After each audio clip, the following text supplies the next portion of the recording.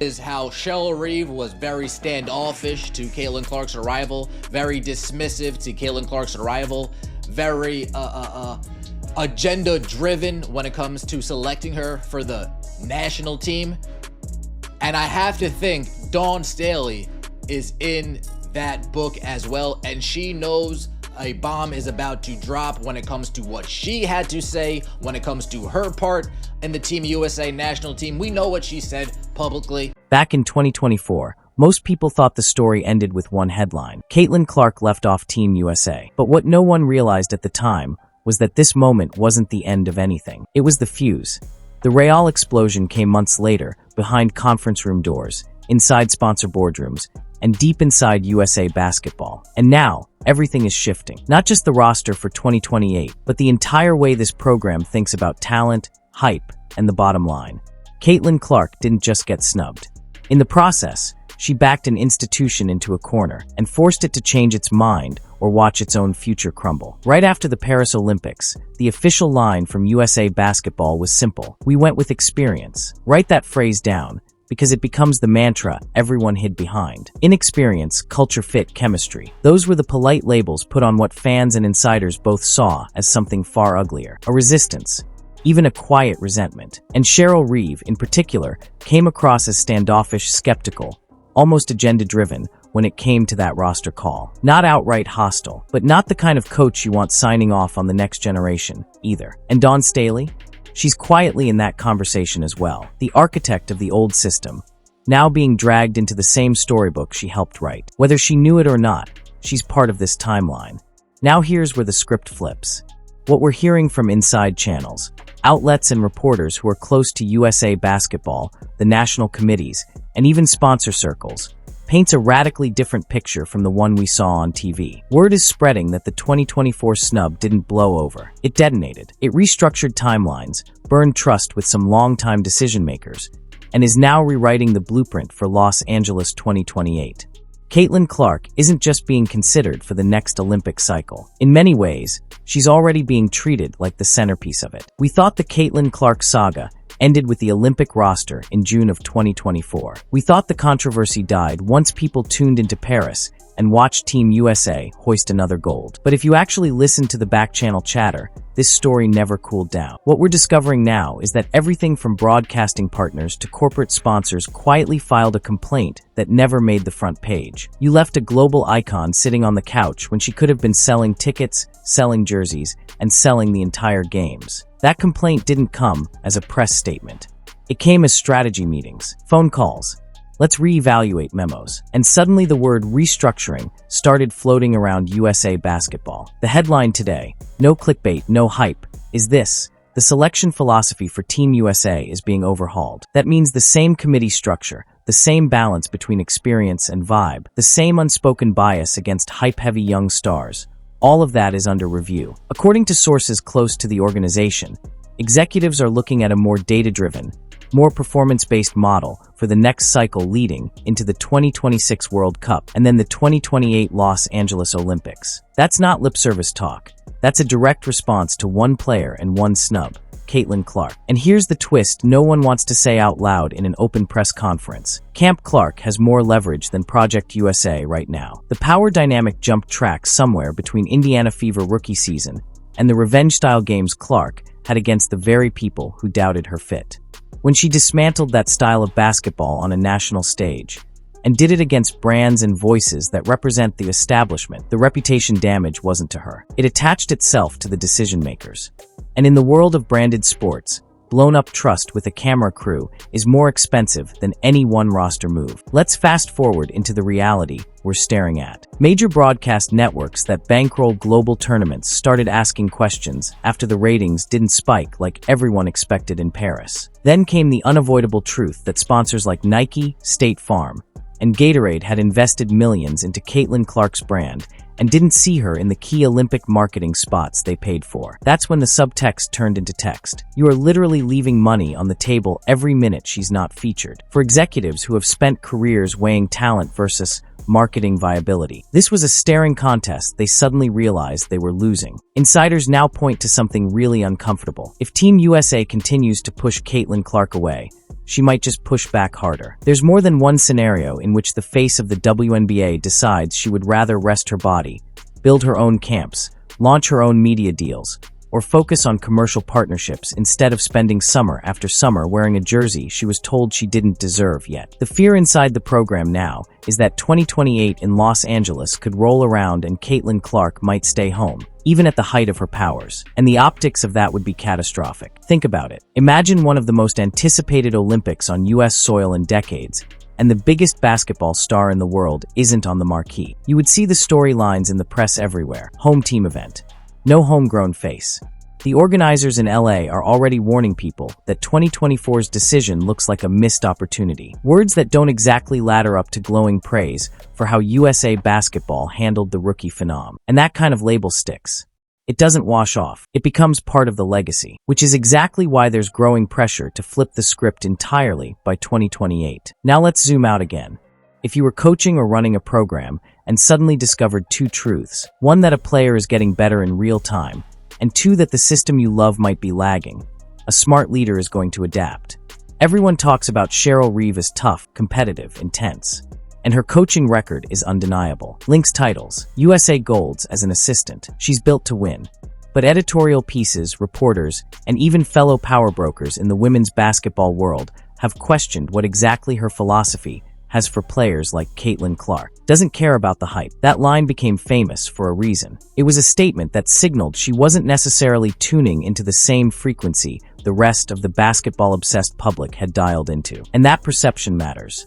People are starting to talk not just about the roster snub, but about a larger culture clash. The Clark era of the WNBA is fast, spaced, flamboyant in style, and highly social media savvy. It rewards outside shooting, deep range, and highlight passes that land on someone's smartphone feed before the fan arena even hears the roar. The older guard, the fits in, doesn't rock the boat mentality, doesn't naturally gravitate toward that method. It can feel threatening. Even veteran players who were in Paris whispered about tension behind the scenes.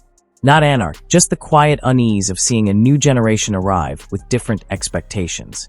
Angel Reese, Cameron Brink, and others coming up alongside Caitlin aren't blind. They see how the game's new face was treated. They also see the money, the cameras, and the attention that follow. You can almost hear the thoughts forming. If the face of our league gets treated like this, where does that leave the rest of us? That's why what some are calling the Clark-centric shift isn't just about one jersey number. It's about changing the entire architecture around how the national team is built. There's talk, and it's not fully public-facing yet, about designing a future team around Caitlin's tempo, spacing, and vision. Instead of asking her to force her game into a slower, painted paint system that relied heavily on post touches and mid-range, the suggestion is to flip that model. Incorporate more players who can run, stretch the floor, and rotate the ball the way she does.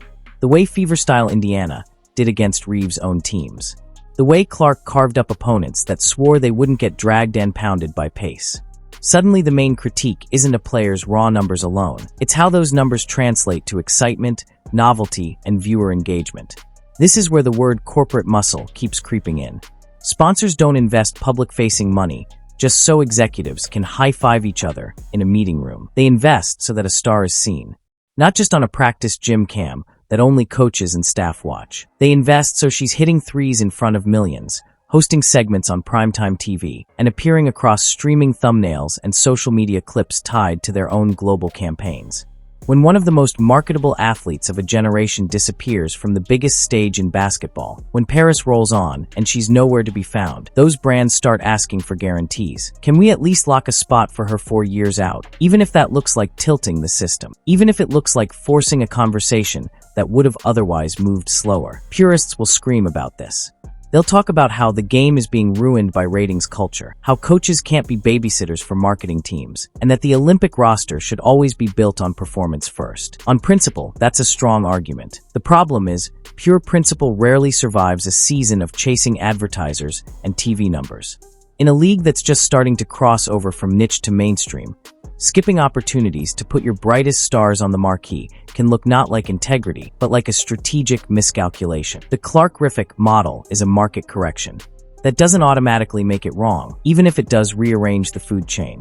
That correction hits hardest where it probably hurts most. For Cheryl Reeve, being pegged as the coach who publicly questioned the hype around Caitlin Clark now becomes something much more complicated. Her comments about not caring about the hype, about sticking to systems and fit, no longer feel like bold honesty. They now read like the very kind of old guard mindset that sponsors, casual fans, and even former colleagues are calling into question. There's legitimate speculation now that if USA Basketball really wants to embrace a 2028 pull, they might have to pair that with a change in leadership. Nothing has been formally announced, mind you, but the writing is on polo shirts of this era. To be clear, this isn't about whether Reeve is bad. It's whether her philosophy can lead the program into a new era without friction. The very type of system she trusts, post-oriented, physical, half-court heavy, has taken hits in recent seasons, not just from Clark's style, but from how global basketball itself has shifted. European clubs, WNBA teams, even national squads with younger rosters are embracing pace and outside shooting. FIBA's own rule changes around spacing and goaltending have rewarded more open court play. The landscape isn't waiting for anyone. If Team USA wants to remain dominant or even just relevant in a new eyeball-driven universe, it may need a system that plays to today's style. Music style pause.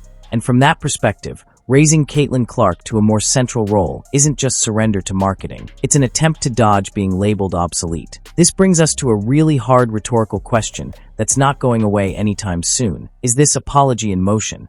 Or is it pure damage control? Because if you actually listen to what people in the program say in public, no one is going to stand at a podium and say, "We regret what we did to Caitlin Clark in 2024. That kind of line doesn't align with how national boards usually talk. Instead, they'll package the overhaul as modernization, evolution, or preparing for a new generation. You'll hear words like strategy, movement, and the next cycle. But deep in the subtext, this restructure has a name, a size, and a number: Caitlin Clark, and an Indy Fever jersey. Whether executives admit it on air doesn't matter. Those who have been in the room since 2024 will know full well that the catalyst had curly hair, a three-point release that looks like animation, and a will that refuses to accept not yet. Now, let's talk about what all of this does to Caitlin's next decisions. It's one thing to be snubbed and come back hungrier. It's another to be treated like a must-have asset by the very people who once questioned your fit. This moment is pure leverage. In the eyes of many close to her, she suddenly has the moral, statistical,